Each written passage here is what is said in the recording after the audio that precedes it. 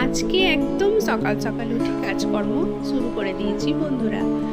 তো আজকেই আমি ভেবেছিলাম এই জায়গাটাকে পরিষ্কার করব, তো তাই করতে লেগে গেছি। আর এদিকে সবাই ঘুমাচ্ছে। তো হ্যালো এভরিওয়ান, আজকে হচ্ছে শনিবার। তো আজকে ঘড়ির কাঁটায় বাজছে ঠিক 7টা। তো উঠেছি আমি ঠিক 6:30টার দিকে উঠেছি। তো এখন থেকে কাজটা আমি স্টার্ট করলাম। তো এই যে ঘর দুয়ার এখন ঝাড়ু করছি, আর সব বাচ্চা কাচ্চা সব ঘুমাচ্ছে।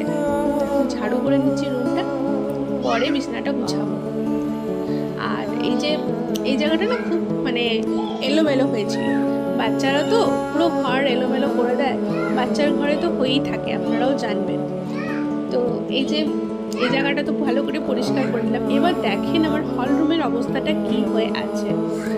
কাগজ ছড়ানো, খেলনা ছড়ানো, বিছনা ছড়ানো, সব কিছু ছড়ানো। তো এই যে এখন আমি সব গুছিয়ে নেব, গুছিয়ে ভালো করে চাদরটাকে টান করে বিছিয়ে নেব। আচ্ছা, আপনারা কারা কারা চাদরকে টান করতে টান করে রাখতে ভালোবাসেন একটু বলবেন।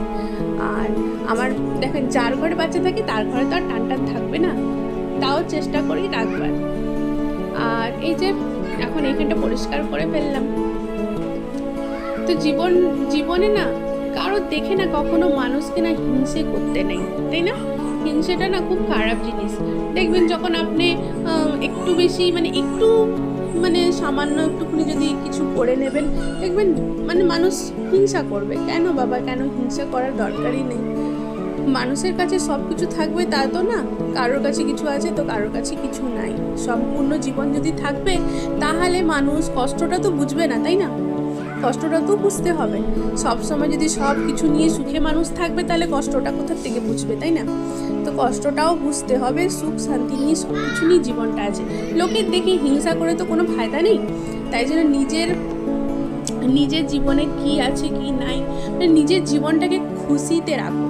যত খুশিতে থাকবে অত ভালো। সবসময় হাসো আর একদম এনজয়তে থাকো, ঘুরো ফিরো, মজাতে থাকো। তো এটাই হচ্ছে আমাদের জীবন। তো এটা বলতে আমি কি বলবো, বাধ্য হলাম। বলতে তো ইচ্ছা করে না, তাও বললাম কি হিংসা করাটা ভালো নয়। আমি দেখি মানুষকে দেখে খুবই হিংসা করে। তো যাই হোক, আমি কোনোদিনও হিংসা করিনি কাউকে দেখে, নাই কোনোদিনও করবো হিংসা করতে নেই। আর এই যে দেখেন, আমি উঠান ঝাড়ু দিয়ে সমস্ত আমার বাসি কাজ হয়ে গেল বলতে গেলে। খালি এবার ঘর মোছাটা বাকি আছে, বা সেইটাই কাজ বাকি আছে।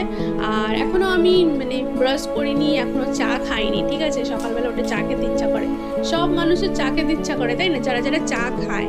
তো আমরা তো চা খাই। তো এই যে গাছগুলো যে আছে না, আমার খুব প্রিয় গাছ। কিছুদিন আগে গাছগুলো সেই ছাগল এসে খেয়ে নিয়েছিল। কিছু জবা গাছ, যেগুলোকে আমি খুব মন দিয়ে যত্ন করে রেখেছিলাম আর কিনেছিলাম। তো ওই দিনকে আমি খুব কেঁদেছিলাম যে আমার গাছগুলো ছাগল এসে খেয়ে নিল। এখানে তো কোনো বাউন্ডারি নাই, তাই জন্য।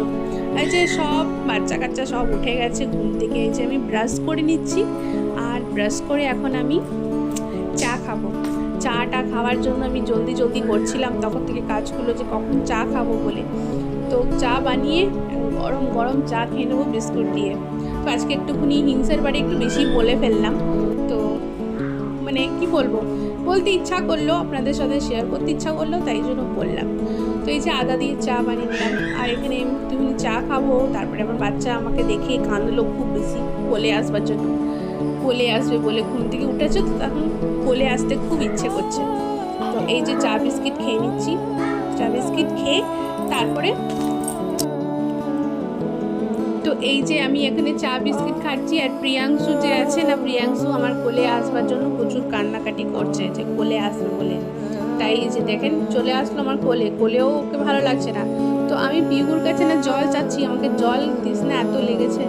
আর বিস্কিট খাওয়ার পরে ঠান্ডা জল খেতে বেশ ভালো লাগে। তো আজকের আমার ভিডিওটা আমি এখানেই শেষ করছি। তো যদি এরকম ভিডিও আপনারা দেখতে চান তাহলে কমেন্টে অবশ্যই জানাবেন। তো আজকের মতন এখানেই রাখছি। Tata, bye bye.